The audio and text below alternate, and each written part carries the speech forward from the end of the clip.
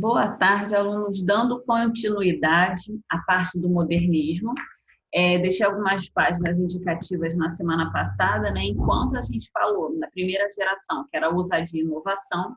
Na segunda fase, a gente já fala sobre misticismo e consciência social. E o que eu quero dizer com consciência social? Eu vou fazer a transmissão da minha tela para que vocês possam interagir com o assunto que a gente vai falar agora.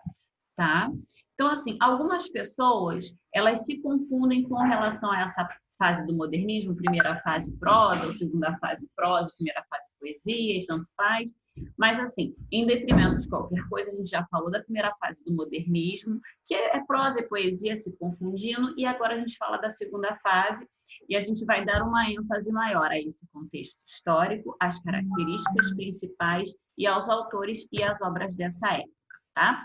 Então, é interessante que dentro do contexto histórico vocês vejam que o modernismo brasileiro, ele se estende, né? Começou lá no pré-modernismo, 1922, só que o modernismo em si, ele se estende de 1930 a 1945, desde o seu marco inicial.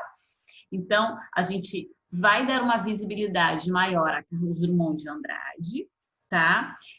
A Haroldo de Campos, e ainda que vocês tenham uma noção de que durante essa época teve a quebra da Bolsa de Valores de Nova York e a gente fala sobre a Grande Depressão na matéria de história de vocês. Então, quando a gente vê essa derrocada, né, essa baixa do sistema financeiro mundial, as fábricas estando com problemas, os bancos falindo, muita defasagem no setor de emprego, né, desemprego em massa, fome e miséria, a gente às vezes pensa também um pouco do que a gente está passando na pandemia, né? O quanto isso se assemelha lá em 1930, quando começou essa situação.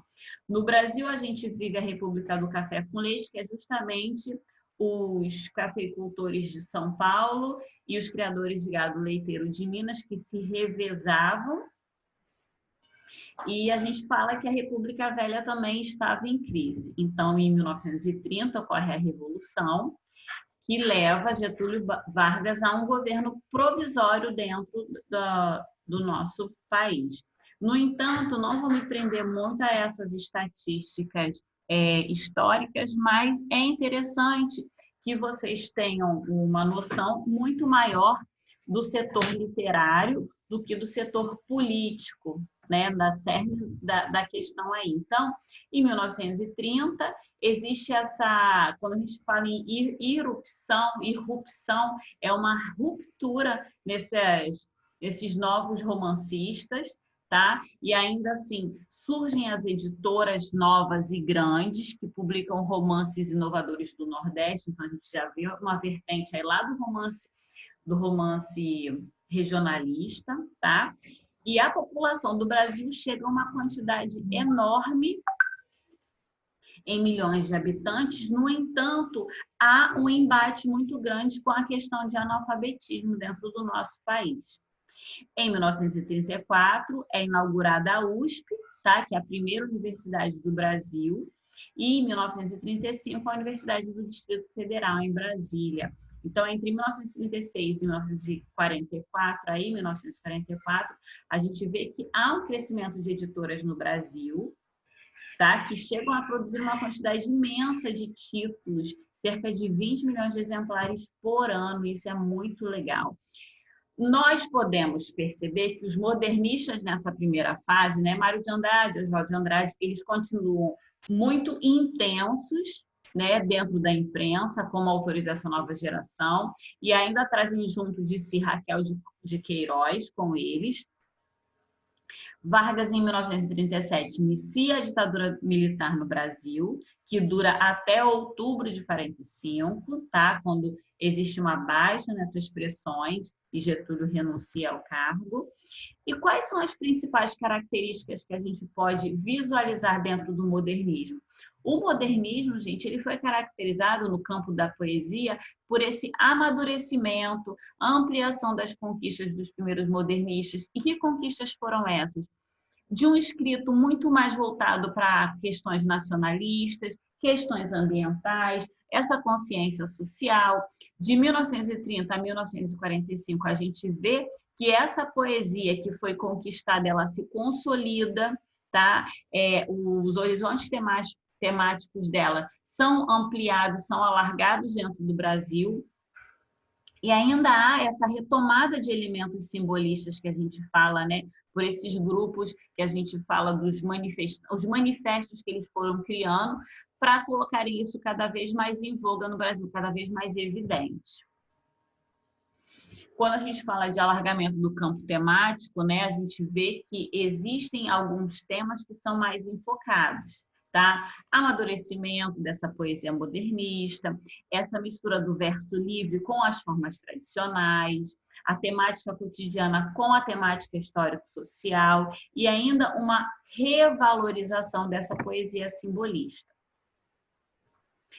É imprescindível que vocês percebam a diferença do vocabulário, a sintaxe, a escolha dos termos, a própria maneira de ver o mundo, tá? A rejeição do que vinha de fora da Europa, a valorização do falar nosso propriamente dito brasileiro, esse desejo por atualidade, por exprimir, né, por desenvolver a vida diária dentro dos seus escritos. A literatura tinha uma civilização muito mais moderna nessa época, retratando coisas do dia a dia, descrevendo palavras no seu linguajar que eram usadas no dia a dia. Tá? O estilo é retórico e é muito mais sonoro, sonorizado. Quando a gente se apega aos autores e às obras dessa época, a gente tem que ver que a prosa de ficção, né, ficção que não é verossímil, ela tem uma criação com uma força, tá, que coloca nós, brasileiros, em contato com os nossos herdeiros modernistas de 1922. Tá? Que é onde essa segunda geração se volta para a nossa realidade brasileira, hoje com a intenção, né, nesse segundo momento, com a intenção de denunciar socialmente esse engajamento político. Então, a gente fala que são os romancistas de 30, Raquel de Queiroz, José Lins do Rego, Graciliano Ramos, Jorge Amado, Érico Veríssimo, Dionélio Machado. E, ainda assim, a gente vai se prendendo a cada um deles, especificamente dentro das suas particularidades, como Graciliano Ramos, né, nas obras Caetés, São Bernardo, Vidas Secas, além de muitas outras crônicas, contos que ele escrevia. Jorge Amado, né, baiano, fez muito sucesso também. Aí tem uma tiragem de alguns exemplares, né, de livros que foram escritos por ele. Então, assim, a gente vê que a poesia nessa época, ela vive um momento esplendoroso. Por quê, gente? Porque nessa época, eles estão muito mais maduros, eles estão tentando deixar essas conquistas modernistas muito mais enraizadas dentro dessa primeira geração. Nessa geração, os poetas eles se sentem à vontade tanto para criar quanto para fazer, tá? Os escritos deles. Eles não precisam voltar ao parnasianismo, aquele saudosismo que existia lá atrás.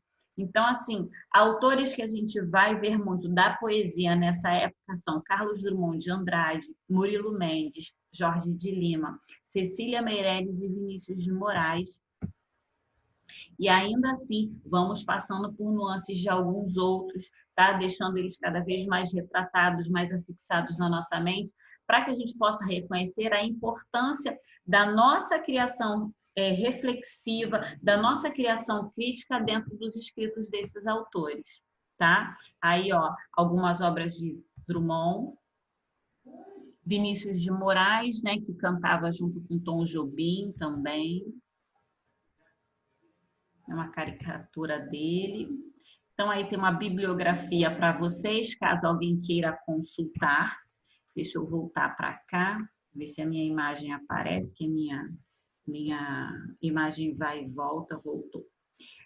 A partir daí, eu gostaria que vocês traçassem um parâmetro. Vou deixar algumas páginas para eventual leitura de vocês, para que a gente, na semana que vem, já faça essa retomada com relação à matéria para a prova, que acontece nesse segundo instante de julho aí, né, na segunda semana de julho que inicia.